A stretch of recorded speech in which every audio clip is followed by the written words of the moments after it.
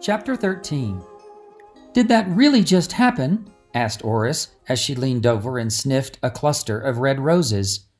"Talk about perfect timing," replied Genevra. "And those names, Cyril and Gelbert?" "I know," laughed Oris. Genevra took a breath.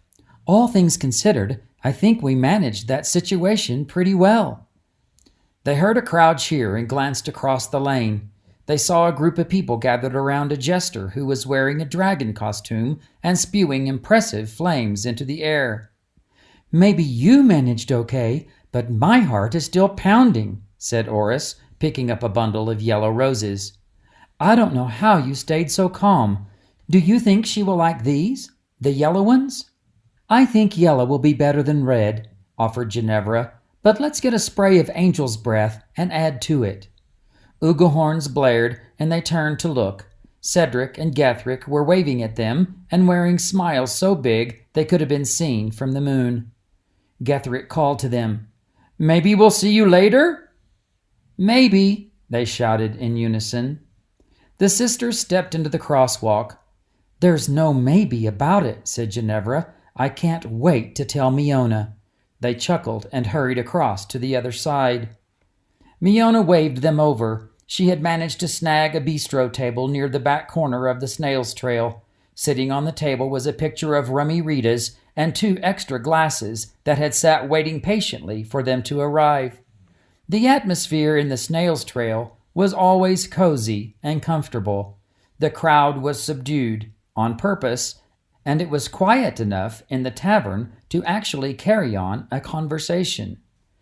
The tavern's quartet played a mixture of gentle Broomba and relaxing jazz. The entire room was bathed in soothing blue light. Miona was a student at Satin's Guild along with Genevra and Oris. They had been friends since they started primaries. They chose Satins, or rather their parents chose Satins for them, not for any religious reasons, but because it was the best place for anyone pursuing the liberal arts.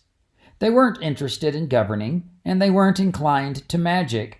They didn't mind sitting through the required courses on the Book of Satins, but it was their music classes they anticipated the most. The best music tutors in the kingdom were at the Satins Guild.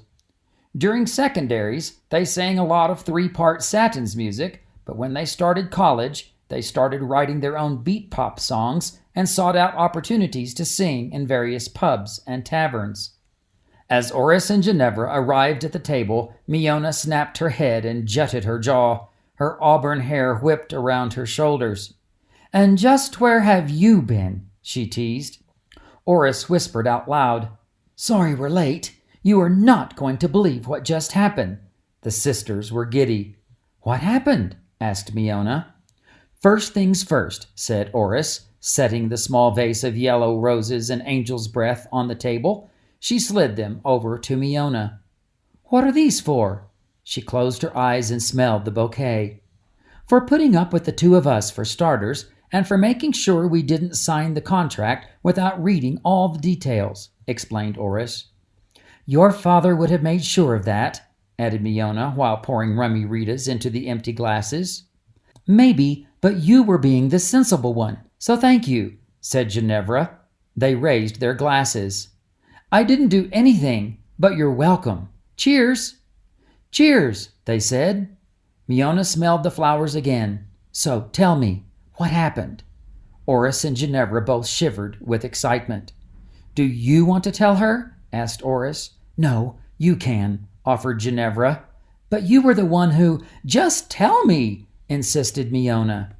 They all 3 leaned in, and Genevra whispered, "We just met Cedric and Gethric face to face." Miona shouted, "You what?" Her response reverberated through the tavern. Disapproving heads turned in her direction. "Shh," said Genevra. Miona looked to the group who were seated at a table nearby and mouthed the word, "Sorry." It just now happened, outside the tavern, on Corkscrew. They were on motorbees, and one broke down." "They? The twins? On motorbees? The royal princes of Valair?" Miona was instantly full of questions. "And the most handsome and most available men in the kingdom," added Oris. "Yes, they, Cedric and Getheric in the flesh," said Genevra. "And guess what?" added Oris. "What?" "They will be there tonight, at the Shoe and Fiddle, when we perform." Miona squealed. Once again heads turned to look at her. This time the stares came with audible grumbles. "You invited them?" asked Miona. "No, they are having a party there. We didn't tell them anything," explained Oris. "Tell me the whole story. I want to know every little detail," Miona insisted. "Do you remember us telling you that they came into Mobo's to customize their new motorbees a few weeks ago?" Miona nodded. On weekends, Oris and Genevra worked at Mobo's add-ons. It was a small weekend job. Their studies at the Satins Guild took priorities during the week. Their job had been arranged by their father as part of his plan to acquaint them with the various aspects of the family business. Their father was Bolger Orrin Biggleston, the owner of Biggleston Motor Company. The company had been founded by their grandfather, but it was passed to their father. He was grooming Oris and Genevra to take over BMC at some point in the future. Orrin Biggleston wanted his daughters to know the company from the inside out. Both of them had worked on the assembly line in the factory. They knew the official name of everything that was used to build a Biggleston motorbee. The accounting department was challenging, but they managed to learn the gist of what was required. They spent weeks in the service department at Alvar's motorbee dealership, learning to troubleshoot and make repairs to the vehicles. They were moved onto the show floor in order to experience the nuances of sales strategies and how friendly public interaction added to the bottom line. They had recently been moved to Mobo's add-ons to learn all about the various accessories that were available for the customization of BMC motorbees. After Cedric and Getheric bought their new motorbees, they immediately made a private appointment at Mobo's. The head salesman and a skeleton crew of servicemen were there for the customization. Oris and Genevra had been permitted to stay. As observers, they would learn the protocols of interacting with the royal family. They watched from the upper offices overlooking the main showroom floor. They felt like queens, sitting in the royal boxes of an arena, watching a game of chess being played with real players. They found it amusing to see what the princes selected, but it was also interesting to see what they rejected. Each time an add-on was chosen, it was taken to the assembly room to be installed. When the customization was finished, the brothers' motorbees were brought into the showroom and revealed. The entire experience had lasted nearly 3 hours. By the time the motorbees were finished, the sisters felt as if they had come to know the princes. They hadn't, of course, but they had become very acquainted with their new motorbees. "We wouldn't have recognized them without their motorbees," said Genevra. "They have new haircuts and new beard styles. Their beards are bang as firecrackers." "And you fixed their motorbee?" chuckled Miona. "I bet they were flabbergasted." "I'm pretty sure they were," confirmed Oris. "Can you imagine how flabbergasted they will be when they see the ice angels and put 2 and 2 together?" "Honestly, I can't," said Miona. They laughed and finished their rummy Ritas. "Look at the time. We better get going," said Miona. "I don't want to be rushed getting dressed for the show." "Is anyone nervous?" asked Genevra. Oris replied, "I wasn't, until you asked." After the Ice Angels performed at the Shoe and Fiddle, the audience went wild, and the group reveled in the glorious moment. Pictos and Cinnabits were flying across the kingdom, and the crowd begged for more. A man wearing a black leather jacket wormed his way through the teeming mass. The crowd, still focused on the stage, was oblivious to his bumps and nudges. He was moving in the direction of Cedric and Getheric, who had managed to reunite during the performance several feet away from the stage. The man in black was almost to them. The twins were not aware of him until he was nearly up on them. He reached inside his jacket. Instantly, 2 royal guards tackled him. The commotion caused the crowd to part slightly, and they pinned him to the floor. The cheering continued. Most people were oblivious. "Get off me, you dung-balls!" cursed the man. "What's wrong with you?" He fought against their grip. "We're royal guards," one of the 2 shouted. "Stay where you are."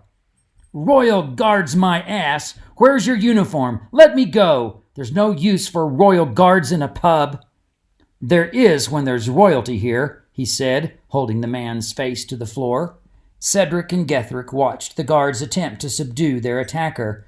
They were stunned with the sudden realization of how quickly things can change in the real world. The guards got the man to his feet and instructed Cedric and Getherick to follow. They headed in the direction of a door on the left side of the stage with a sign that read, "Backstage Entrance." "You oafs, let me go!" The attacker continued to wrestle against them. With the excited crowd still cheering, the Ice Angels waved and began making their exit on the opposite side of the stage. Brant skirted the main cluster of people and headed in the direction of the backstage door. Inside the dressing room hallway, the guards began to search the man in black. "Where's your weapon? Did you toss it?" Brant arrived just as the man said, "I don't have a weapon, you idiots! I'm the manager for the Ice Angels." Yeah, and I'm Princess Pinochle," said the guard. "What were you reaching for?" He patted the man's jacket, but didn't feel anything like a weapon. "It's a note," said the man. "I was sent to give it to that guy," pointing to Getherick. "What note? Who sent you?" "The note in my jacket pocket. It's from Genevra, the blonde Ice Angel." The guard reached inside the man's jacket and searched the pocket. He found a folded piece of paper and pulled it out. He looked at it and raised his eyebrows. "Now you're after the wrong guy, buddy. This is addressed to someone named Gelbert," said the guard. "Let me have it," said Brant. Brant looked at the note and then looked to Getherick. "Is there anyone here named Gelbert?" he asked, waiting for Getherick to fess up. Getherick shook his head. "Please, ease up on the fellow. It's not a mistake. I'm Gelbert." The guards let go of the manager and he brushed himself off. They stood there, bewildered. Brant handed the note to Getherick. "But," one of the guards started to speak. Brant raised his paw and the guard stopped instantly. There were no more questions. Getherick opened the note and read it to himself. "Dear Gelbert and Cyril, we hope that you will accept this invitation to visit with us backstage after our performance. If you choose to accept, Marlowe, our manager, will escort you. Yours, Genevra and Oris." Another door opened and 3 very excited young ladies rushed in from the opposite end of the hall. "I could get used to this," said Miona. They were all bubbling with energy. "Did you see how the crowd was—" Genevra interrupted herself as soon as she saw Getherick looking right at her. She recognized the folded piece of paper in his hand. Except for the rumble of noise on the other side of the wall, the hallway became quiet.